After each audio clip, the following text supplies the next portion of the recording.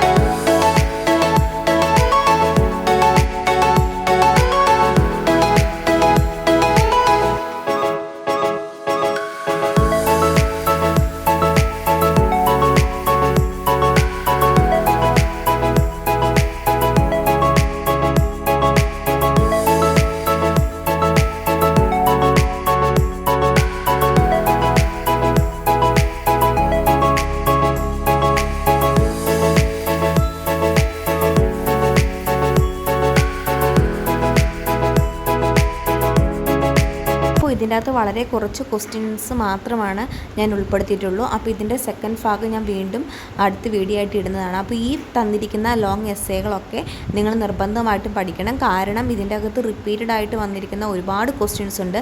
ഈ എസ്സേക്കകത്ത് ചോദിച്ചിരിക്കുന്ന പല പാർട്സും, അതായത് ഓരോ ഹെഡിങ്സിൻ്റെ അണ്ടറിൽ വന്നിരിക്കുന്ന ഓരോ കാര്യങ്ങളും വീണ്ടും നിങ്ങളോട് ഷോർട്ട് നോട്ടായിട്ടൊക്കെ ചോദിക്കാൻ സാധ്യതയുണ്ട്. അപ്പോൾ നിങ്ങൾ ഓരോ കാര്യങ്ങളും ലോങ് എസ്സേ വന്നു കഴിഞ്ഞാലും ഷോർട്ട് നോട്ട് വന്നു കഴിഞ്ഞാലും എഴുതാവുന്ന രീതിയിലായിരിക്കണം നിങ്ങൾ പഠിച്ചു വെക്കേണ്ടത്.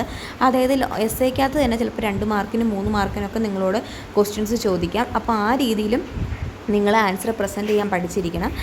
പിന്നെ നിങ്ങൾ ശ്രദ്ധിക്കേണ്ട ഒരു കാര്യം, എക്സാം എഴുതുമ്പോൾ എല്ലാം വളരെ നീറ്റ് ആൻഡ് ക്ലീൻ ആയിട്ട് എഴുതണം. അതുപോലെ തന്നെ ഹെഡിങ്സ് നിർബന്ധമായിട്ടും അണ്ടർലൈൻ ചെയ്യണം. ഇങ്ങനെയുള്ള കാര്യങ്ങളൊക്കെ ഞാൻ ഓൾറെഡി വീഡിയോ ചെയ്തിട്ടുണ്ട്.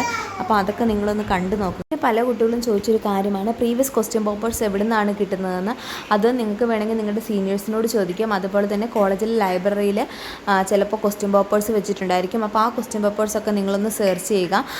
അതുപോലെ തന്നെ ഇപ്പോൾ യൂട്യൂബിലൊക്കെ അവൈലബിൾ ആണ്. ഒരുപാട് യൂട്യൂബ് ചാനലിൽ പ്രീവിയസ് ക്വസ്റ്റ്യൻ പേപ്പേഴ്സ് അപ്ലോഡ് ചെയ്തിട്ടുണ്ട്. അപ്പോൾ അങ്ങനെ ഇപ്പോൾ നിങ്ങൾക്ക് ഫോണൊക്കെ യൂസ് ചെയ്യാൻ പറ്റുന്നുണ്ടെങ്കിൽ അങ്ങനെ നിങ്ങൾ യൂട്യൂബിലൊക്കെ ചെക്ക് ചെയ്ത് പ്രീവിയസ് ക്വസ്റ്റ്യൻ പേപ്പേഴ്സ് റഫർ ചെയ്ത് നിർബന്ധമായിട്ടും അതിൻ്റെ ആൻസേഴ്സ് കണ്ടുപിടിച്ച് നിങ്ങൾ പഠിച്ചിരിക്കണം. ഇമ്പോർട്ടൻ്റ് ആയിട്ടുള്ള ക്വസ്റ്റ്യൻസ്, അതായത് റിപ്പീറ്റഡ് ആയിട്ട് വന്നിരിക്കുന്ന ഒരുപാട് എസ്സേകളും ഷോർട്ട് നോട്ടൊക്കെ ഉണ്ട്. അപ്പോൾ അതും നിങ്ങൾ നിർബന്ധമായിട്ട് പഠിച്ചിരിക്കുക. അപ്പോൾ ഇതിൻ്റെ അകത്ത് പ്രധാനപ്പെട്ട ഇമ്പോർട്ടൻ്റ് ആയിട്ടുള്ള 20 ക്വസ്റ്റ്യൻസ് മാത്രമാണ് ഇന്ന് ഡിസ്കസ് ചെയ്തിട്ടുള്ളൂ. അപ്പോൾ അടുത്ത വീഡിയോയിൽ വീണ്ടും ഇമ്പോർട്ടൻ്റ് ആയിട്ടുള്ള കുറച്ച് എസ്സേ ടൈപ്പ് ക്വസ്റ്റ്യൻസും കൂടി അപ്ലോഡ് ചെയ്യുന്നതാണ്. അതുപോലെ തന്നെ ഷോർട്ട് നോട്ടും ഇമ്പോർട്ടൻ്റ് ആയിട്ടുള്ള ഷോർട്ട് നോട്ടിൻ്റെ ക്വസ്റ്റ്യൻസും അപ്ലോഡ് ചെയ്യണമെന്ന് പല കുട്ടികളും റിക്വസ്റ്റ് ചെയ്തിരുന്നു. അപ്പോൾ അതും അടുത്ത ദിവസങ്ങളിൽ സമയം കിട്ടുന്നത് പോലെ അപ്ലോഡ് ചെയ്യാൻ വേണ്ടി ശ്രമിക്കുന്നതാണ്. ഇനിയും നിങ്ങൾക്ക് എന്തെങ്കിലും ഡൗട്ട്സ് ഉണ്ടെങ്കിൽ ഇത് കമൻസ് ആയിട്ട് ചോദിക്കുക. അപ്പോൾ എനിക്ക് അറിയാവുന്നതാണെങ്കിൽ ഞാൻ തീർച്ചയായിട്ടും ഒരുപാട് റിപ്പീറ്റഡ് ആയിട്ട് കമൻസ് വരുന്നതൊക്കെ തീർച്ചയായിട്ടും ഒരു വീഡിയോ ആയിട്ട് ചെയ്യാൻ ശ്രമിക്കാം. അപ്പോൾ ഈ വീഡിയോ ഞങ്ങൾക്ക് ഉപകാരപ്പെട്ടുവെങ്കിൽ എല്ലാവരും ഒന്ന് ലൈക്ക് ചെയ്യണേ, സപ്പോർട്ട് ചെയ്യണേ. താങ്ക്